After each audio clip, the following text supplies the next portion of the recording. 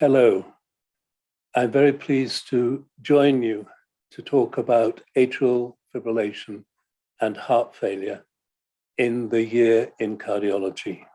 I'd like to thank the organizers for the invitation. My name is John Camm, and I come from St. George's, University of London in the United Kingdom. Before I start, I must show you that I have several declarations of potential competing interests. Most of these relate to professional societies, to editing roles, to guideline roles, and to various charities. But there are, at the bottom of the slide, a number of companies that have interests in atrial fibrillation with which I have worked. Please note this. Let me start by introducing you to a novel feature that arose in the ESC 2020 AF guidelines. You'll note that dronedarone in these guidelines was recommended for long-term rhythm control in atrial fibrillation patients with heart failure with a preserved ejection fraction, ischemic heart disease, or valvular heart disease. A number of references are cited to support this recommendation, but none of these mentions heart failure with a preserved ejection fraction. So let's take a look at what data there may be. And I'd like to refer to a study which is now rather old, the Athena study, which enrolled 4,628 patients with atrial fibrillation and cardiovascular risk. You can see that with the primary endpoint, which consisted of cardiovascular hospitalizations or all-cause mortality, there was a significant reduction attributable to dronedarone.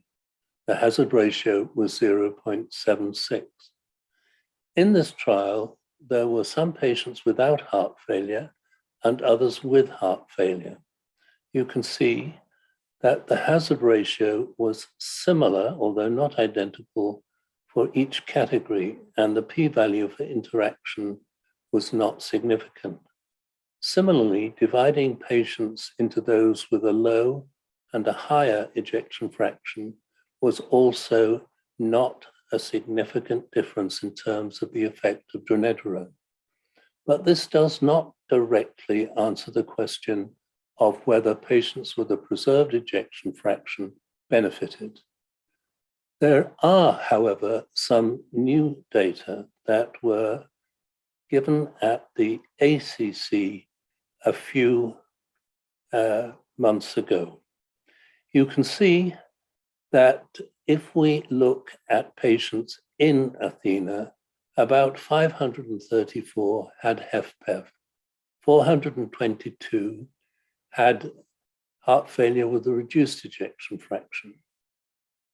If we look at what happened to these patients in the trial as a whole, both groups, the dronedarone group and the placebo group, we can see that those with heart failure had a significant increase in the primary outcome. But there was no significant difference between those with heart failure and a reduced ejection fraction and those with heart failure and a preserved ejection fraction. If we now look at the effect of dronedarone on these outcome events, we can see in the top right-hand corner that in each group, those with no heart failure, those with HFrEF, and those with HFpEF, there was a reduction in the outcome events. And there was no significant difference between these results. However, none was in itself statistically significant. We can also see that if we look at the secondary endpoints for the HFpEF group, that all of the endpoints seem to drift towards a significant difference in favor of dronedarone, but the confidence intervals were too wide. This suggests that a new trial should be undertaken in patients with HFpEF. Let's turn now to the effect of ablation. And in this last year, the CABANA trial heart failure patients were presented. You can see that the burden of atrial fibrillation in the subgroup of patients that were monitored with the CABANA ECG apparatus was significantly reduced by both medical therapy and ablation, more so in the ablation arm. And if we look at the first recurrence of atrial fibrillation in the post-blanking period, you can see that there is a very significant reduction in atrial fibrillation. But what about more significant outcomes, particularly the primary endpoint of the CABANA study, which was a composite of death, disabling stroke, serious bleeding, or cardiac arrest? Here we see that there's a 36% relative risk reduction in heart failure patients, and this was significant. If we look at all-cause mortality alone, the reduction was 43%, and again, it was a significant result. Turning to different kinds of heart failure, on the right, we can see the point estimates and the confidence intervals for different ranges of ejection fraction. If we simply look at the multiple imputation group in the lower part of the graph, we can see that the only significant result was in patients who had an ejection fraction greater than or equal to 50%. In other words, HFpEF patients. The Castle AF trial also reported results related to the ejection fraction and the primary endpoint. On the left, you'll see that the patients who were treated with ablation rather than drug therapy had a greater group of patients whose ejection fraction rose to more than 35% or more than 5% difference between the baseline and the follow-up. On the right-hand side of the slide, we can examine the results in patients who had New York Heart Association class 1 and 2 or 3 and 4. And if we look at the solid lines, we can see that those with New York Heart Association 1 and 2 had a very significant advantage from ablation therapy, not seen in those with New York Heart Association class 3 and 4. We have had some specific studies, although rather small, of catheter ablation in patients with non-paroxysmal atrial fibrillation, in patients with heart failure and a preserved ejection fraction. In this study, altogether 502 patients, of which 293 had HFpEF, we can see that the HFpEF group had a recurrence rate of atrial fibrillation of some 16.4%. And at the end of 1 year following ablation, 278 of the 293 patients, or 95%. The Castle AF trial also reported more results recently. We can see that the number of patients who had a left ventricular ejection fraction increasing to more than 35% or by more than 5% were very much greater in the ablation group compared with the pharmacology group. If we look on the right-hand side of the slide, we can examine the effect in patients with New York Heart Association class 1 and 2, the solid lines, and you see that this was a very statistically significant reduction in the primary endpoint compared with New York Heart Association class 3 and 4, where you can see there was little difference in the result of the primary endpoint. We have also had some specific trials looking at heart failure with a preserved ejection fraction using catheter ablation for patients with non-paroxysmal atrial fibrillation. This study enrolled 502 patients with non-paroxysmal atrial fibrillation, of which 293 had HFpEF. In this HFpEF HFpEF group, atrial fibrillation recurred in 48 patients, or 16.4%. And at the end of 1 year following the ablation, 95% of these patients were in sinus rhythm. We can see that BNP was significantly reduced, and there were significant but small reductions in other variables such as the left atrial diameter and the cardiothoracic ratio. There was also a movement of New York Heart Association functional class towards class 1.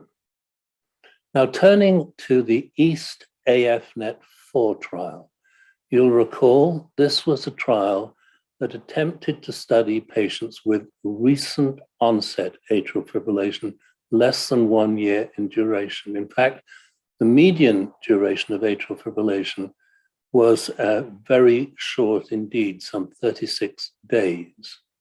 These patients who had cardiovascular risk, a CHA2DS2-VASc score greater than 2, were randomized to early rhythm control with either antiarrhythmic drugs or ablation therapy, or to usual care, which was essentially rate control unless the patients remained symptomatic, and then a rhythm control management could be adopted. The patients were followed up at yearly intervals. Antithrombotic therapy was instituted in almost all of the patients. The composite primary endpoint was cardiovascular death, stroke or TIA, heart failure or acute coronary syndrome hospitalization. The result in this trial that was stopped early showed a significant, that is a 21% relative risk reduction associated with early rhythm control. We can see that amongst the composites, the constituent parts of the composite, both cardiovascular death and stroke, had significant reductions. And although there were substantial relative risk reductions in hospitalization for heart failure and acute coronary syndrome, these were not statistically significant. The secondary primary outcome, days spent or nights spent in hospital, was no different between the two groups. If we look specifically at patients who had heart failure, we can see that all of these patients, or those with a baseline reduced ejection fraction, a mid-range ejection fraction, or a preserved ejection fraction, all seem to have reductions associated with the early rhythm control. Of course, they're not statistically significant in these groups. The data were also analyzed in a novel way, looking at the CASTLE-AF-like outcome, which was a composite of death of any cause or hospitalization for worsening heart failure, where the result with EAST-AF was very similar to that of the CASTLE trial itself, and a CABANA-like outcome, a composite of death, disabling stroke, serious bleeding or cardiac arrest. And here we can see that there was not a statistically significant reduction in that outcome. Now, turning to a few drug studies that we've seen during the last year, there have been several comparisons between Sacubitril, Valsartan, and control patients. And a meta-analysis was published recently, and you can see that this meta-analysis did not demonstrate any statistically significant reduction in the development or the presentation of atrial fibrillation within these studies associated with Sacubitril Valsartan. If we turn now to look at the sodium glucose cotransporter 2 inhibitors, we can see that it is a very different picture. Overall, atrial fibrillation was reduced significantly by about 18%, and embolic stroke was reduced by some 68%. It did not matter what the baseline indication for the therapy was or which therapy was involved, which particular drug. The p-value for interaction were all negative. The effect of the SGLT2 inhibitor on embolic stroke is illustrated on the bottom left, and you see this significant reduction.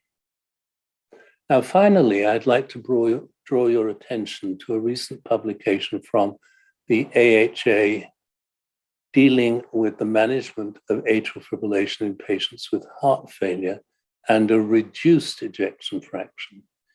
Here, they demonstrated with meta-analyses a significant reduction in the recurrence of atrial fibrillation and mortality. And they suggested that when faced with a patient with atrial fibrillation and heart failure with a reduced ejection fraction, we should adopt guideline-directed heart failure therapy, adjust lifestyle, anticoagulate the patients, use pharmacological rate control or cardioversion if required. After that, we should evaluate the patient to assess the potential worth of catheter ablation. And you can see that patients are divided into those likely to benefit from catheter ablation and those less likely to benefit. Let's look specifically at those likely to benefit. And you can see that there are 6 groups: AF-mediated cardiomyopathy, New York Heart Association class 1 or 2, no significant ventricular scar, no or only mild atrial fibrosis, paroxysmal or early persistent atrial fibrillation, and younger patients with no significant comorbidities. So let me summarize with 5 points. Amiodarone is usually preferred for the treatment of atrial fibrillation in heart failure, despite the absence of significant studies. On the other hand, we do have some recent data with dronedarone, which suggests safety and efficacy. Catheter ablation has now been shown to be particularly valuable in patients with heart failure, including some recent data in patients with HFpEF. Early rhythm control of atrial fibrillation patients, including those with or without heart failure, may be more effective than delayed treatment. Recently, we've had clinical studies that suggest that the SGLT2 inhibitors reduce the occurrence of atrial fibrillation. And finally, recent guidance has emphasized the role of catheter ablation in patients with atrial fibrillation and heart failure. Thank you very much.